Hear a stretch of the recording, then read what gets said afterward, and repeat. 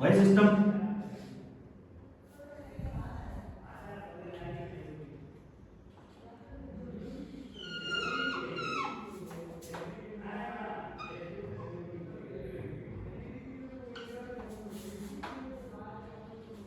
Same setup है। ए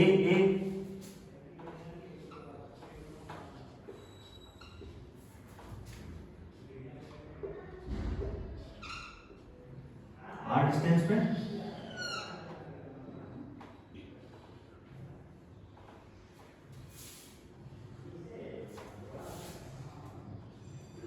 ठीक है, हमें फील्ड क्या निकालना है, आर डिस्टेंस पे। यहां तक का क्लियर है? ठीक है, अब सेम जैसे पहले काम किया था,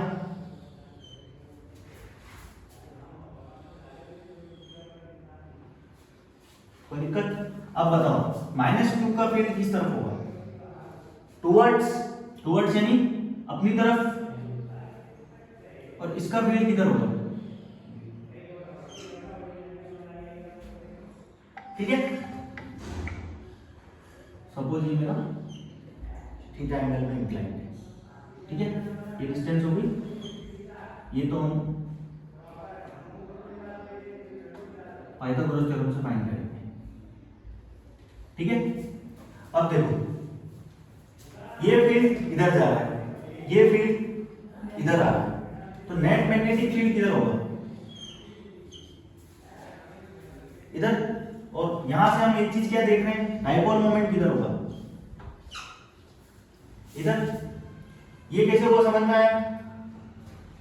देखो 11th क्लास में आपने वेक्टर्स पढ़े होंगे। सपोज ये कोई वेक्टर है, इसके मैं दो कंपोनेंट्स कर सकता हूं, R vector that is R cos theta and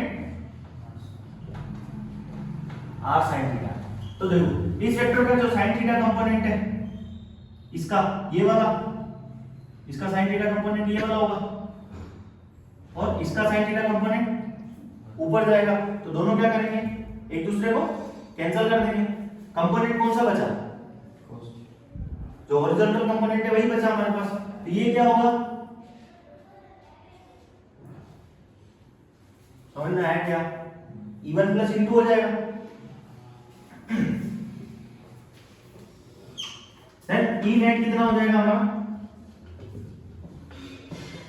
E1 plus E2 that is E cos theta plus E cos theta.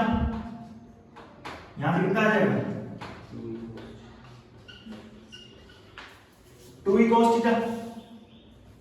ठीक है, इलेक्ट्रिक फील्ड हम निकाल सकते हैं।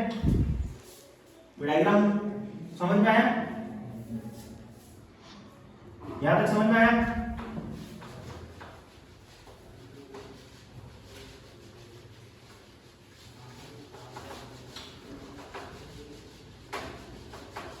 ई नेट कितना है हमारा?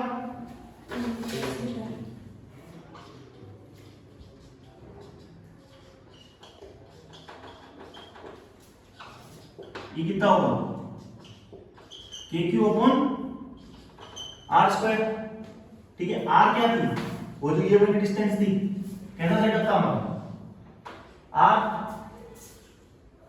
ए, ये थी हमारी आर, चार से डिस्टेंस कितनी थी? ये वाली पाइथागोरस थ्योरम आती है सबको। पाइथागोरस थ्योरम से क्या करेंगे हम, ये कितना हो जाएगा? आर स्क्वायर प्लस, कोई दिक्कत? इस आर स्क्वायर की जगह मैं क्या रख दूंगा? अगर स्क्वायर करूंगा तो ये रूट वापस हट जाएगा इसका, KQ upon R square plus A square. ये तो हो गया हमारा E। ठीक है, दूसरी चीज क्या निकालनी है हमको? cos theta. cos थीटा क्या होता है? Base upon hypotenuse. बेस कितना है? 8। हाइपोटेनस कितना है? A square.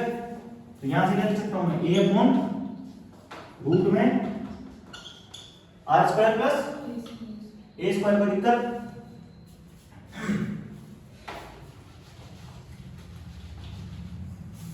अब क्या कर रहा हूं मैं? ई नेट के लिए कंबाइन कर देता हूं दोनों टर्म्स को।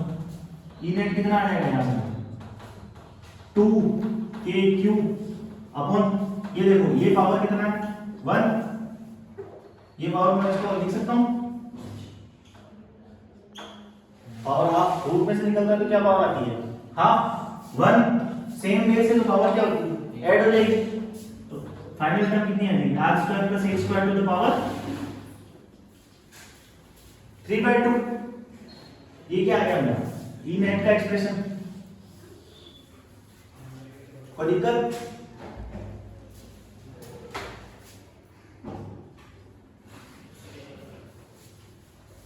यहाँ तो कोई समस्या किसी को समझ में आया नहीं आया समझ कहाँ से नहीं आया समझ कॉस्ट थीटा वाली टर्म कैसे निकालेंगे ट्रिग्नोमेट्री पढ़ी है 10th में ट्रिग्नोमेट्री में कॉस्ट थीटा क्या होता है बेस अपॉन ठीक है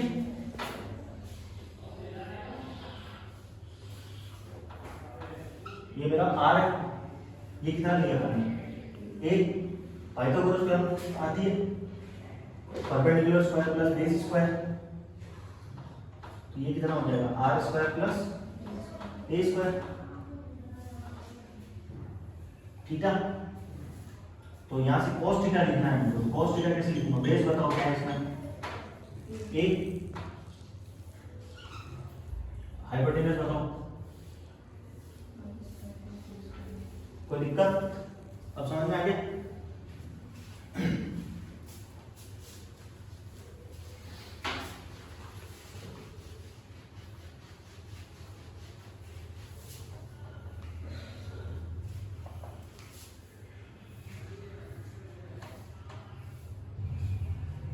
आगे बढ़े यहाँ तक कोई दिक्कत फिर हम क्या लगाते हैं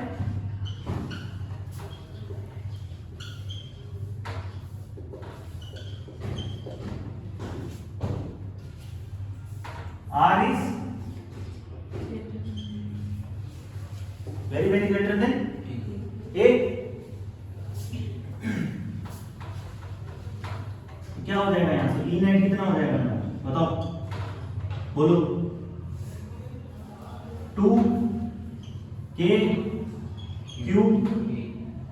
इंटू a अपॉन r अगर a² से बड़ा है ये टर्म बिल्कुल इसके कंपैरिजन में ये टर्म बहुत छोटी है समझ में आया क्या तो खाली यहाँ पे क्या बचेगा r² स्क्वायर से स्क्वायर खत्म ये पावर 2 है ये पावर हाफ है 2 इंटू हाफ हो गया क्या बन जाएगा 1 नीचे कितना आ जाएगा r³ ई नेट कितना हो जाएगा q इंटू 2a ये मिलके क्या बना देगा p अपॉन r³ ठीक है और सिंस मेरा नेट इलेक्ट्रिक फील्ड और डाइपोल की अपोजिट डायरेक्शन में तो साइन कौन सा लगेगा इसमें बताओ भाई डाइपोल मोमेंट मेरा -2 प्लस है और इलेक्ट्रिक फील्ड मेरी तरफ है तो दोनों क्या हुए अपोजिट हुए तो अपोजिट में कौन सा साइन यूज करते हैं माइनस